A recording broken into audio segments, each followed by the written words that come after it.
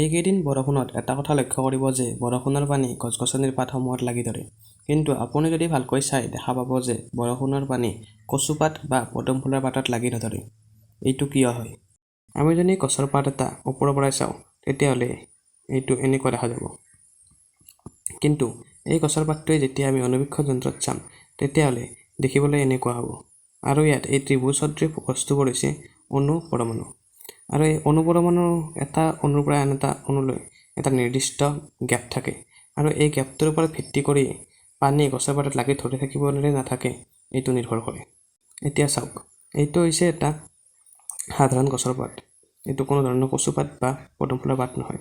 ইয়াত কি হয়, ইয়াত দুটা অণুৰ মাজত যোনটো গেপ থাকে এই গেপটো হৈছে আপোনাৰ 10 to 15 মাইক্ৰমিটাৰতকৈ বেছি।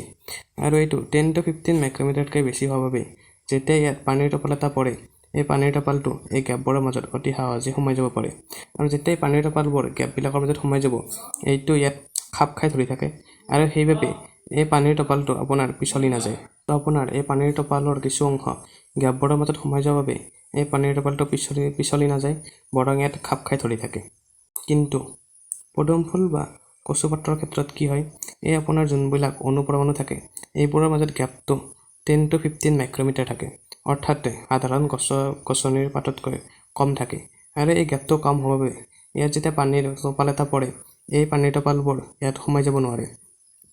আৰু এইবোৰ ইয়াত সোমাই যাব নোৱাৰাৰ বাবে এই পানীৰ টোপালটো মাত্ৰ এই অণু পৰমাণুৰ ক্ষুদ্ৰ অংশত ধৰি থাকে। আৰু এই ক্ষুদ্ৰ অংশত ধৰি থকাৰ বাবে এই পানীৰ টোপালটো অতি সহজে পিছলি পৰিব পাৰে। আৰু সেইবাবে যেতিয়া পদুম ফুল বা কচুপাতত পানীৰ টোপাল এটা পৰে এইটো অতি সহজে পিছলি যাব পাৰে, তাত লাগি ধৰি নাথাকে।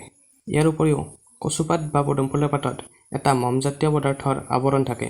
আৰু এই মমজাতীয় পদাৰ্থৰ আৱৰণটো থকাৰ বাবে ইয়াৰ ওপৰত পানী ধৰি নাথাকে, বৰং পানী যেতিয়া পৰে ই পিছলি পৰি যায়।